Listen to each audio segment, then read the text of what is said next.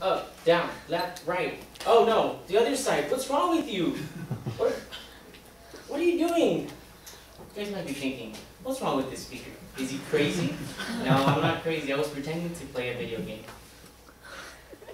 Now, the American Journal of Family Therapy said in a 2009 article that, like an addiction to alcohol or drugs, gamers show classic signs of addiction. They become preoccupied with gaming, lie about their gaming news, lose interest in other activities just to game, withdraw from family and friends to game, and use gaming as a means of psychological escape. We might be thinking, well, how can that be possible? So, first stage of the game will be about video games, how can they be considered an addiction. Next, we'll play into our next level and talk about cause and effects of video game addiction. And our final stage will be about solutions and addictions of how it can be detected and avoided. So let's start this game and go into our first stage. In 2009, USA Today stated that those who play video games display 6 of the 11 symptoms of video game addiction.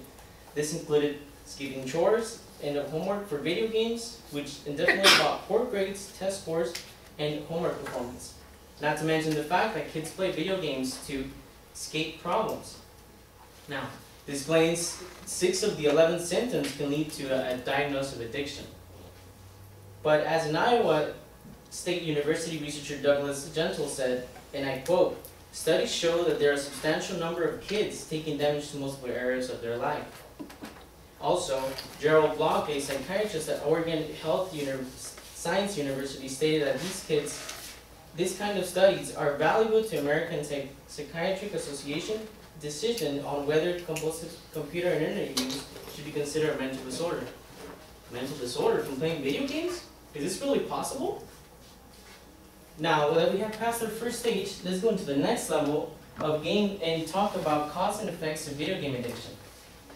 A 2007 article in Science Teacher magazine addressed video game addiction and stated that psychologists at University of Rochester worked collaboratively with Immerse Inc.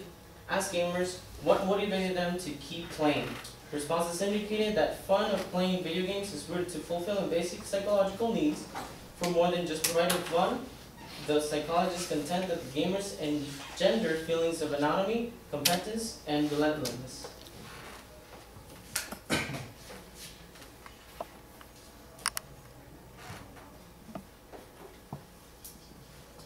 Video games are a good thing. Now wait, we just discussed how they're a problem.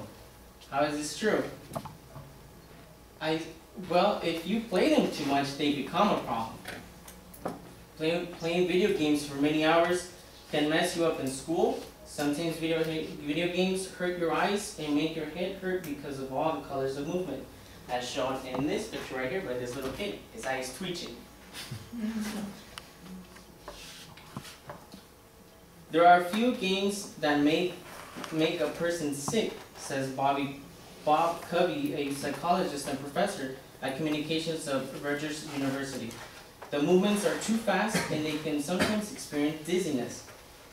When there is something bad going on in their life, they get depressed, and kids and adults sometimes will gravitate to an activity that lets them escape. So that goes to show that sometimes kids play video games because their parents might be going through a divorce, they're getting in fights, or simply because there are bullies that are picking up on them in school, and simply because of other problems. So now for our final stage of the game. Well, now you might be thinking, so we know that video games can often become an addiction, and that we learned that it can happen to someone and they can become very addictive. So now you might be asking, what are some solutions? The solution is rather simple. Put down the control, go outside, and do other activities that do not include playing video games.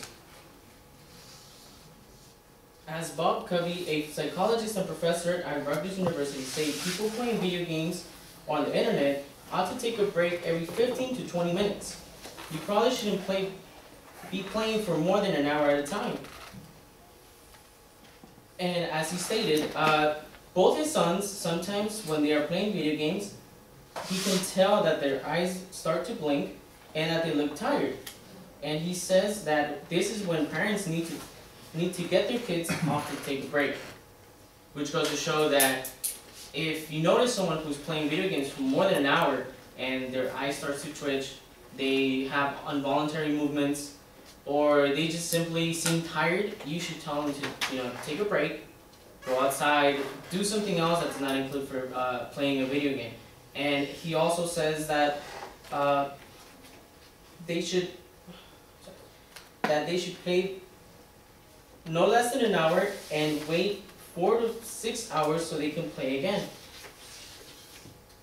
So now that we have passed all our levels and stages of the game, it's time to talk about our conclusion. Today we started the game and played the first level and talked about the problems of video game addiction. Once the first level was completed, we jumped right into the second stage and talked about causes and effects that can arise from video game addiction. And our final stage was about solutions that we can do to avoid video game addiction.